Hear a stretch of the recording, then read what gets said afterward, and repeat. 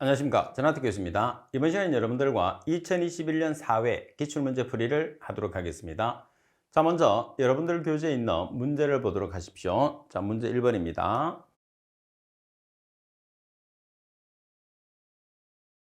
온실효과와 지구온난화에 관한 설명으로 옳은 것을 찾으시오 돼 있죠.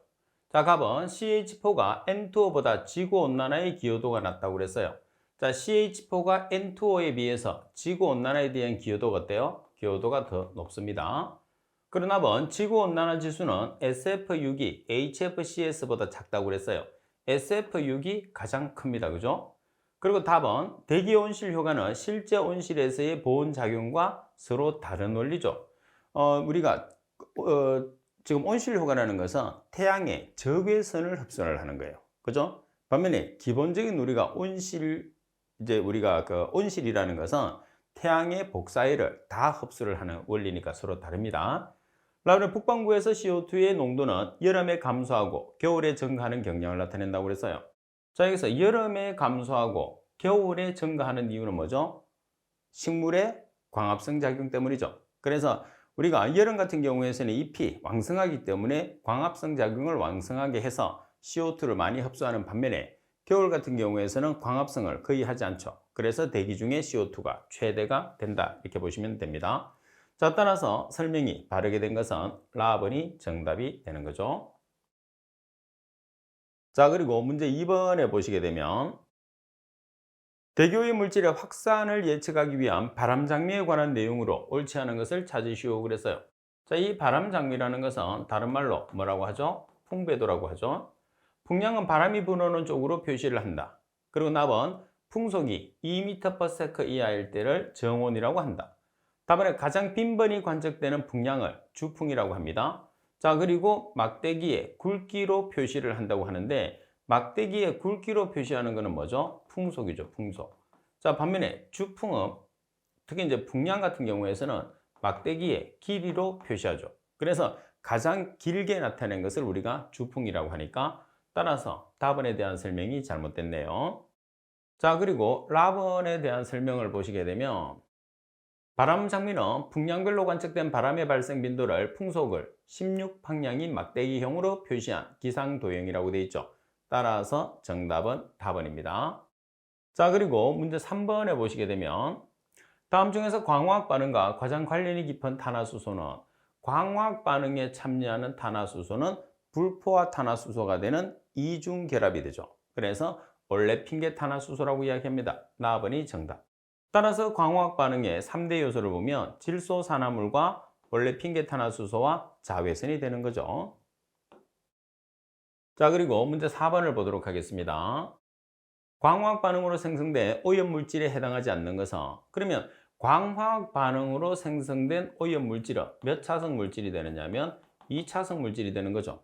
따라서 2차성에 해당하지 않으니까 1차성 물질을 찾으면 됩니다. 그래서 케톤 1, 2차성, 그리고 PAN 2차성, 과산화수소 2차성, 염화불화탄소 1차성.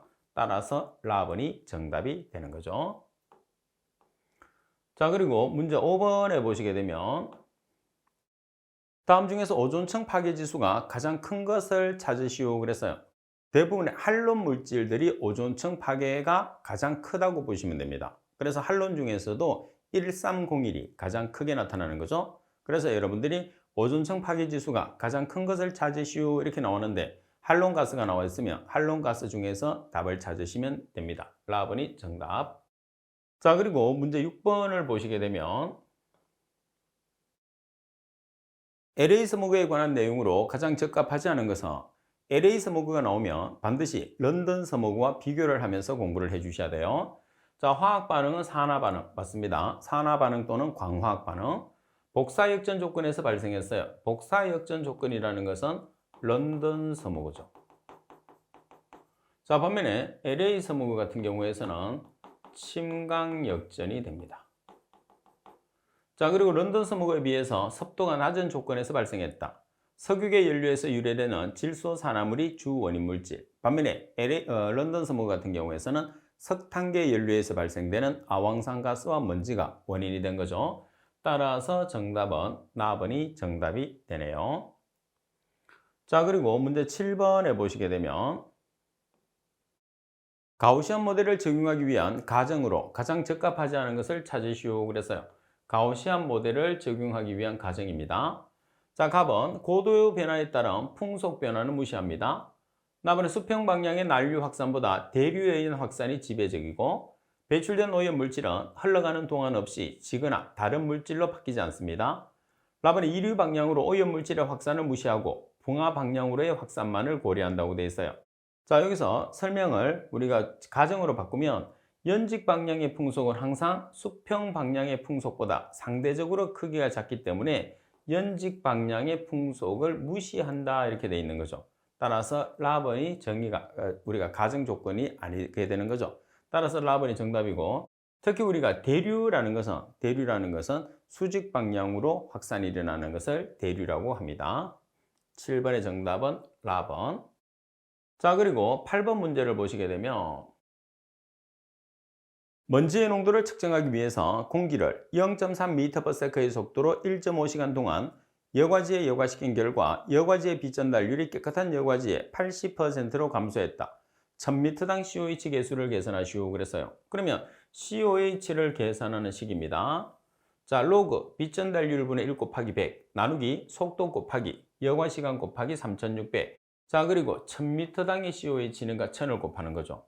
그리고 여기서 3600이라는 것은 무조건 3600을 곱해주는 게 아니고 속도의 시간과 여과 시간의 시간을 통일을 시켜주기 위해서 우리가 곱해주는 값이에요. 그래서 속도에서 세크, 여과 시간에서 아워니까 1시간은 3600초가 되는 거죠. 그래서 3600을 곱한 거예요. 자, 대입을 해보시면 지금 빗전달률이 80%입니다. 그래서 0.8을 대입을 하시면 되고 그리고 여과 속도가 0.3m/s 그리고 여과 시간이 1.5시간이에요. 그래서 세크와 아워를 통일시키기 위해서 3600을 곱했죠. 그리고 우리가 얼마에 해당하는가? 1000m에 해당하는 COH를 계산하니까 1000m를 곱해서 최종적으로 5.98이라는 값을 계산을 할 수가 있습니다.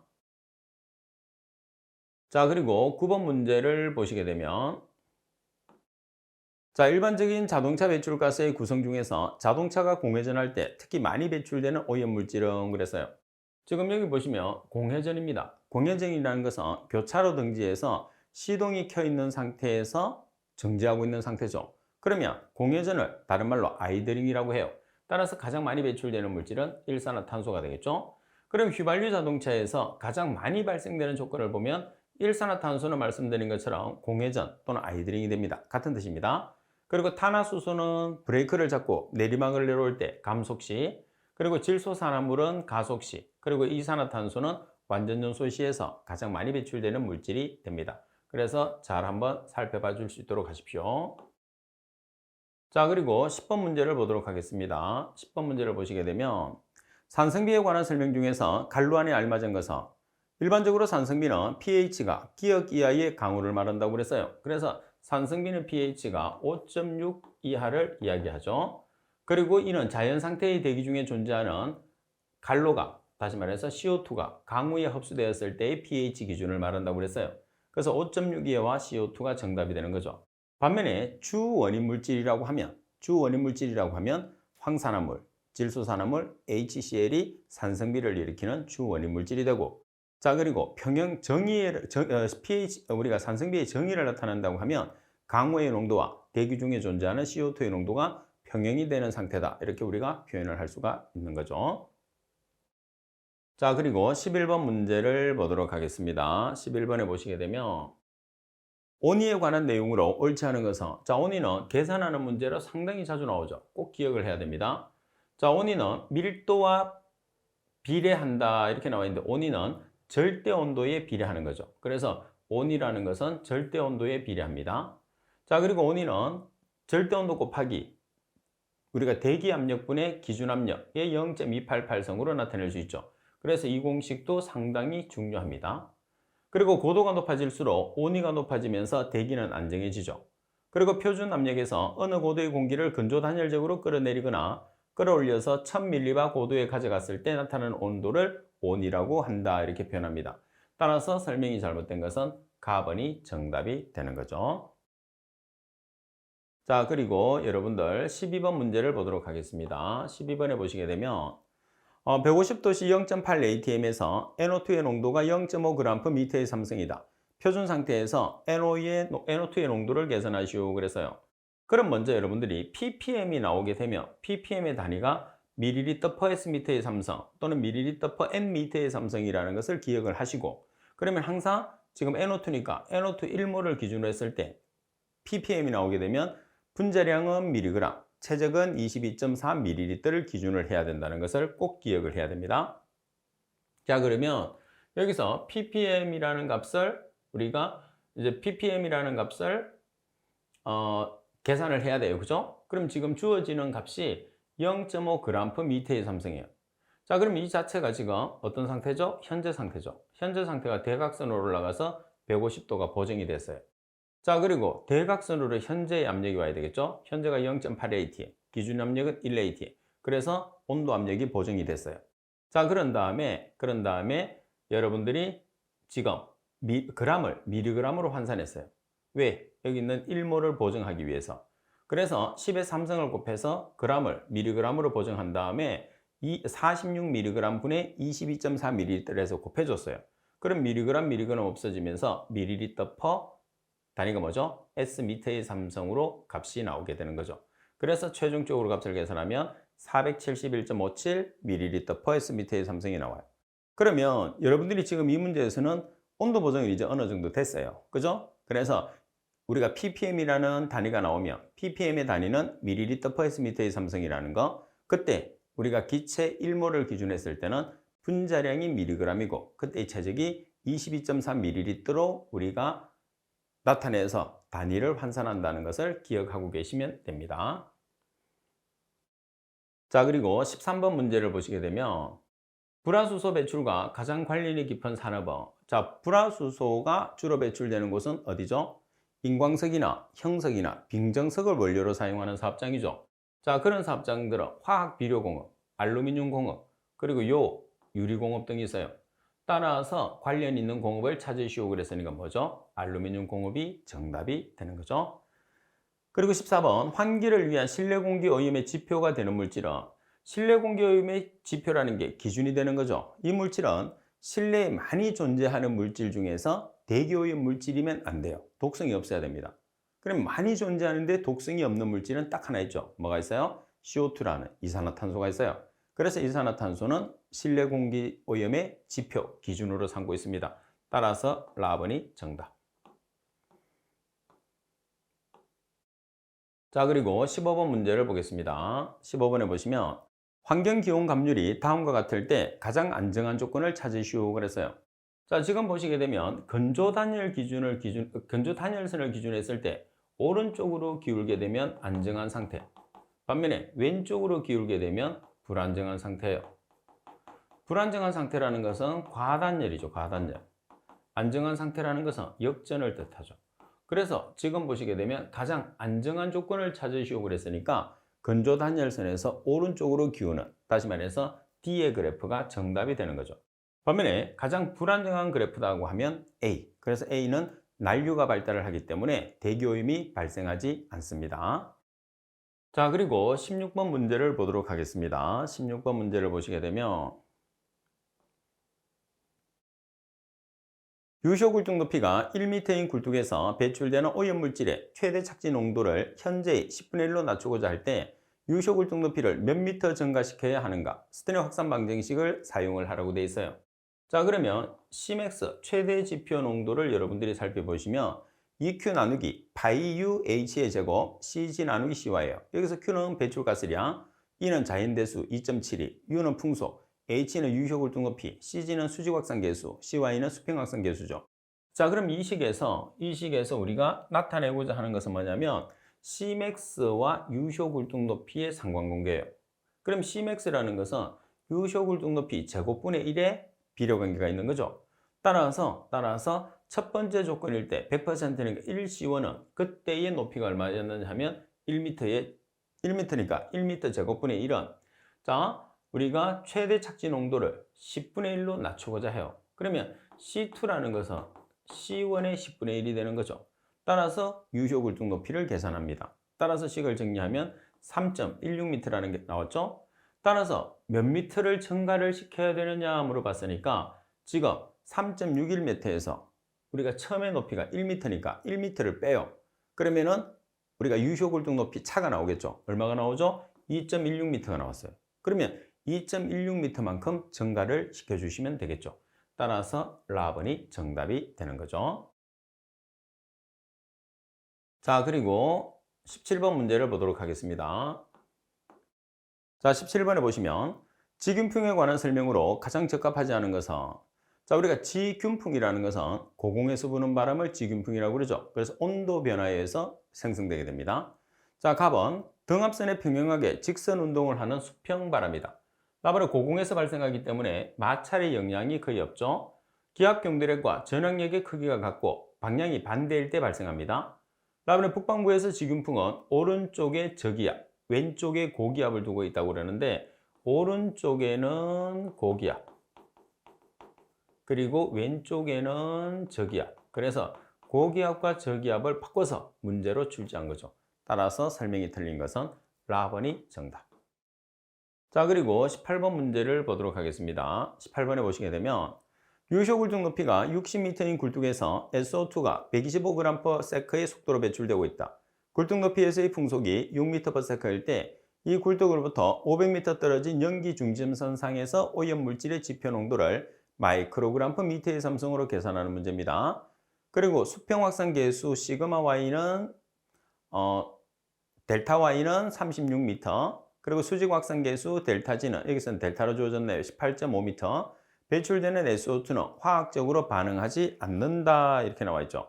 자, 그럼 여러분들이 여기서 가장 먼저 해결을 해야 되는 것은 뭐냐면 가우시안 확산식을 기억을 하는 거예요. 따라서 가우시안 확산식을 반드시 기억을 해야 됩니다. 아주 중요한 식이에요.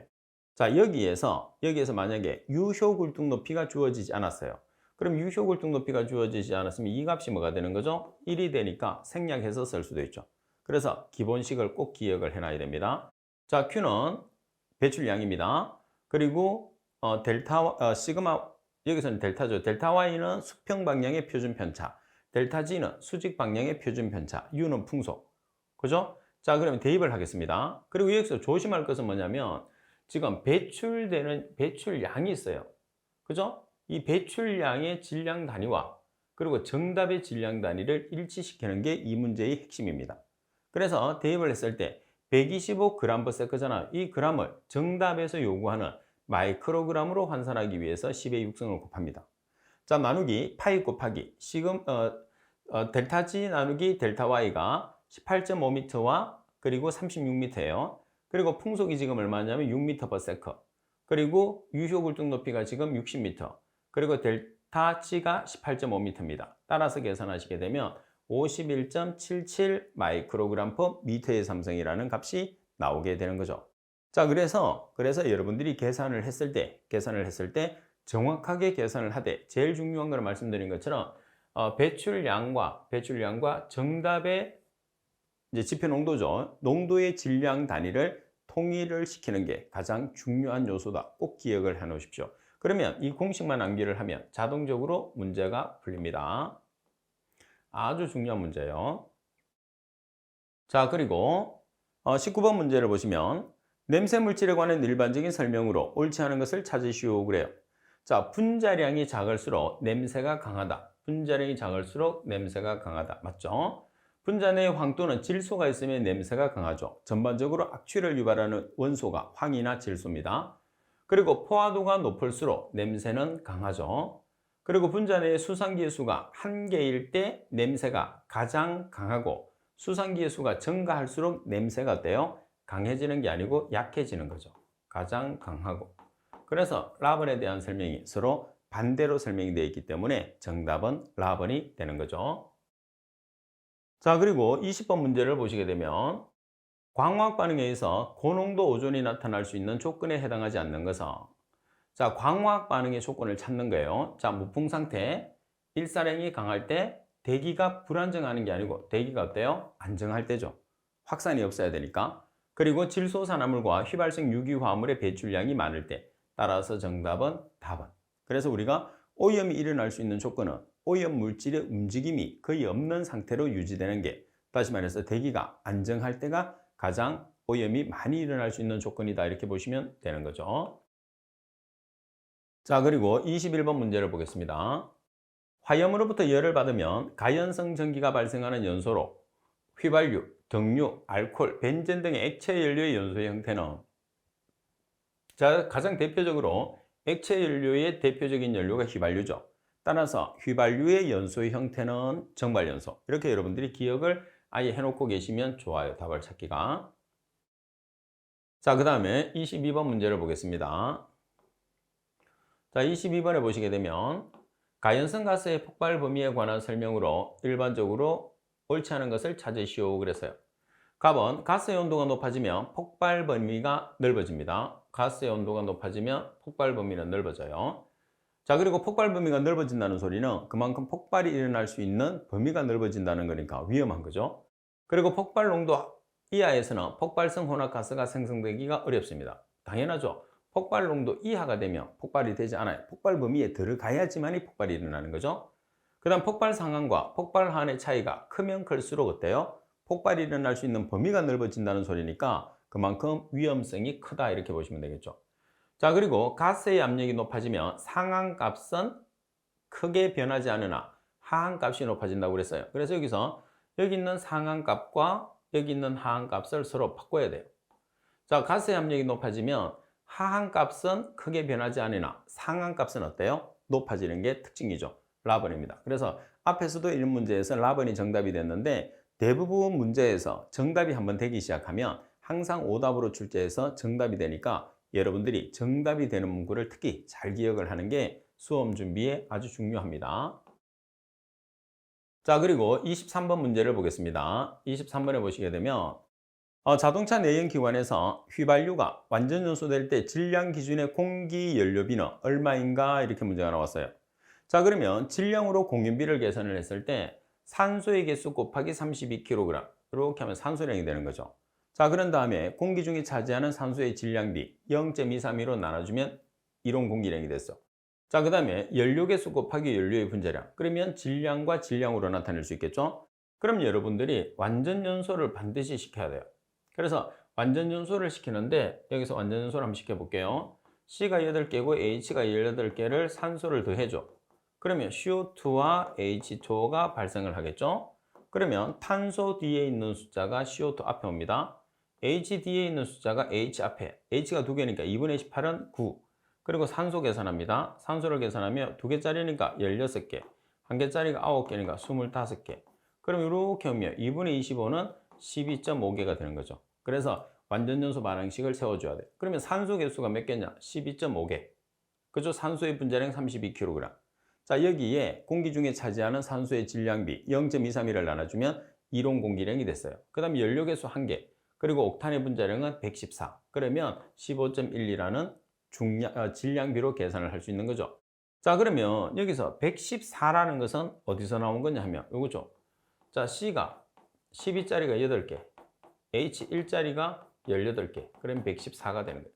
만약 이 값을 최적으로 계산을 하시오 그랬어요. 그러면 최적비라는 것은 S미터의 삼성 per S미터의 삼성이잖아요. 자, 그러면 12.5개 곱하기 분자량 대신에 22.4S미터의 삼성.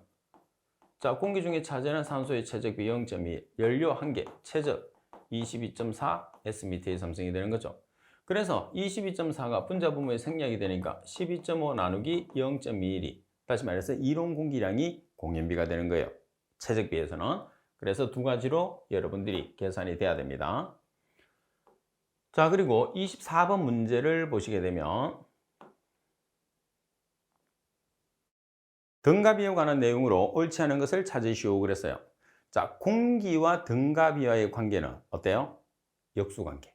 그래서 지금 보면 등가비와 공기가 비례 관계가 아니고 등가비는 공기비 분의 1 역수관계라는 것을 꼭 기억을 해야 돼요.